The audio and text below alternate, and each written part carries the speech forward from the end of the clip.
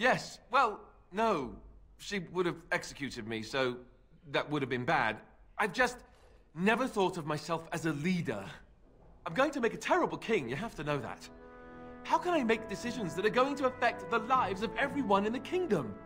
I guess I don't really have a choice in this now, do I? I'll do my best, of course, and I expect that you'll be there to help me, right? Good. Then it's settled. Arleman has left for Redcliffe. He says the army has gathered there and is almost ready to march. As soon as we're ready, we should head to Redcliffe ourselves. The Blight awaits, right?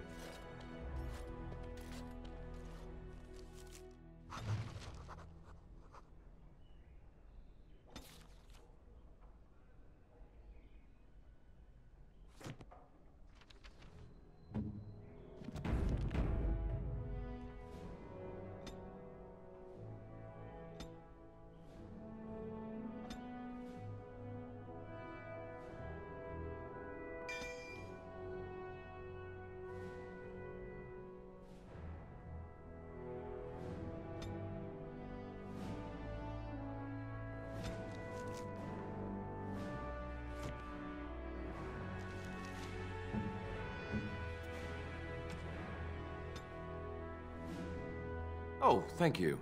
That's very nice. No, bad. Bad idea. Awful. Don't do it.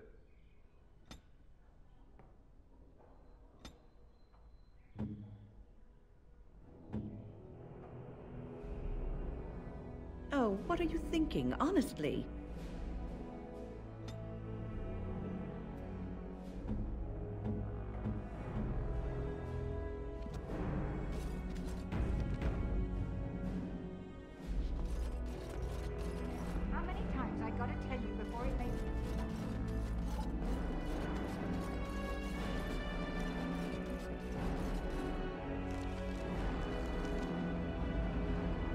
Indeed. Yes. Indeed.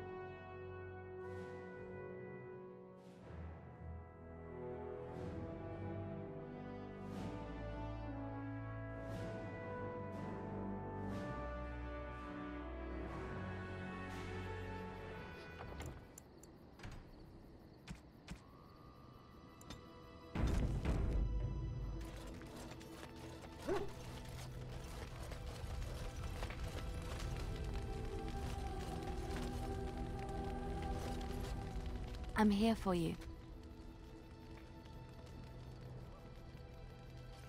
Of course. Wait, you want to talk about us? Is there something bothering? Really? I'm here for you. Of course. Of course I do. I love stories far too much to keep them to myself. Everyone should be able to benefit. Of course, Orlesians enjoy telling stories. I shall tell you my favorite tale of Aveline, the Knight of Olay. A long time ago, a girl child was born to a farmer. He had hoped for a son, not a daughter, and so he told his wife to abandon the child in the woods. Before the cold could claim her, the baby was found by a tribe of Dalish elves who took pity on the poor mewling thing and raised her as their own. Aveline, for that is what they called her, grew strong and quick and clever under the guidance of the elves. She learned to wield the sword as well as any man, could kill a deer with an arrow at 100 paces, and was as graceful on the back of a horse as she was on foot.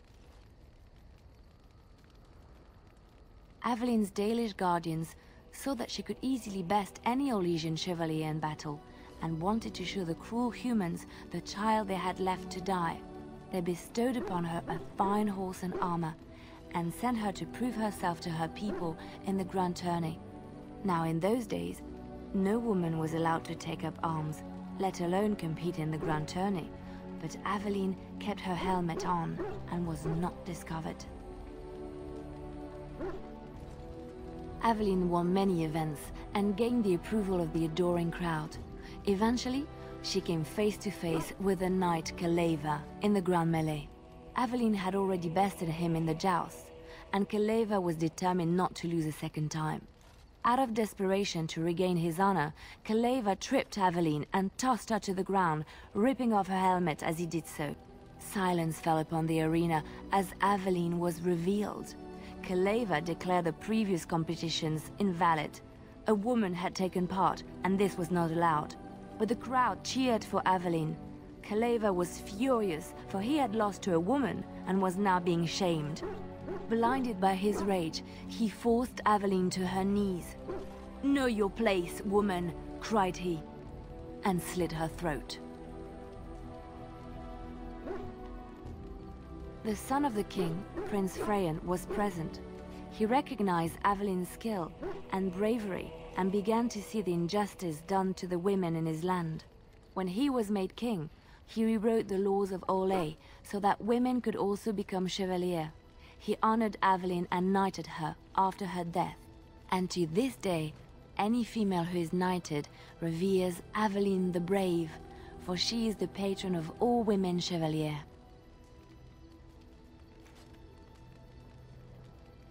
Which one? It will come to you soon, I'm sure.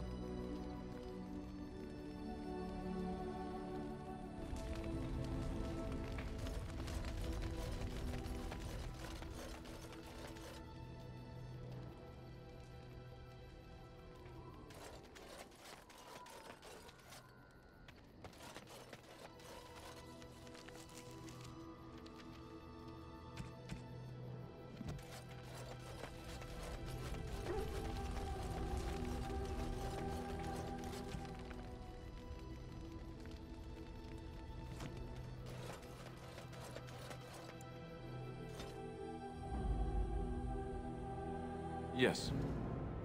Oh, blast it. Indeed. Yes. Indeed.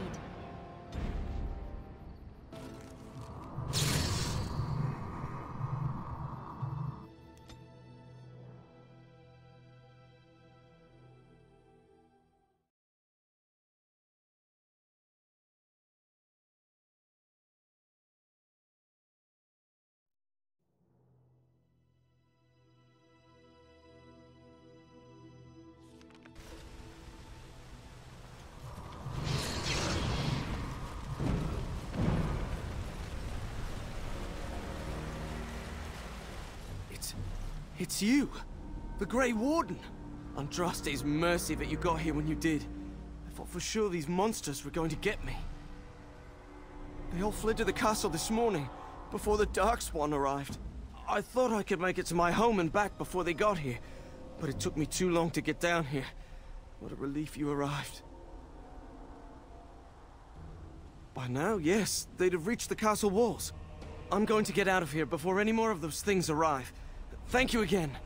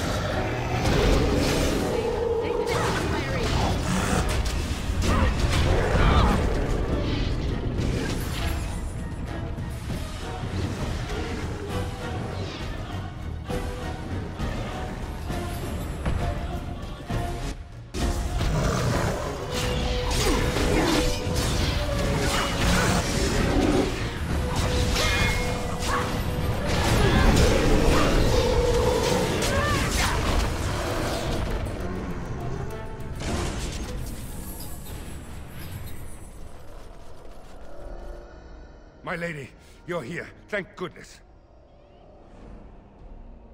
Some did, yes, but we were able to close the gates and kill the ones in the courtyard. I was told to watch for your arrival, Warden. Your comrade Riordan arrived just ahead of the Darkspawn attack. He has urgent news for you.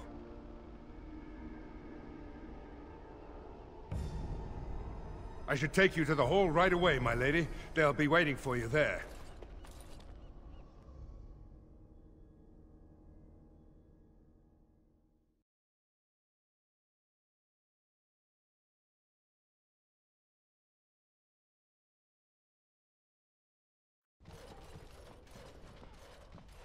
It's a relief to see you unharmed. And you as well, Alistair. Or should I say your majesty? No, I wouldn't say that. Not yet, anyway. The Darkspawn that attacked Redcliffe were relatively few in number, I'm afraid. It was assumed the Horde was marching in this direction, but that is not true. Riordan tells us that the bulk of the Horde is in fact heading towards Denerim. They are perhaps 2 days away from the capital. What? Are we sure about that? I mean, if that's true... I ventured close enough to listen in, as it were. I am quite certain.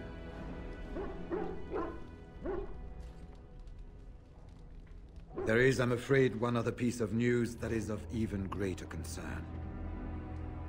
The Archdemon has shown itself. The dragon is at the head of the Horde. Make her preserve us. But we can't reach Denerim within 2 days, can we? It's too far. We must begin a forced march to the capital immediately with what we have. Denerim must be defended at all costs.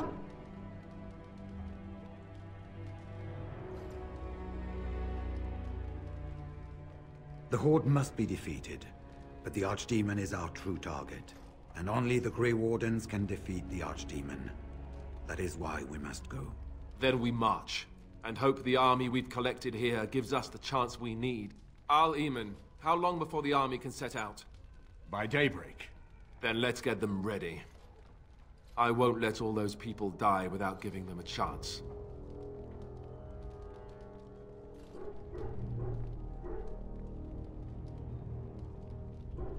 To reach the Archdemon, we need to break through the Horde. To do that, we need the army. I see no other way. I will give the orders at once, and will notify you the moment we are ready to march. That would be appreciated. Then if you and Alistair could meet me before you retire, we have Grey Warden business to discuss. I will have someone show you to your rooms. I suggest you all get some rest while you can. We will need it.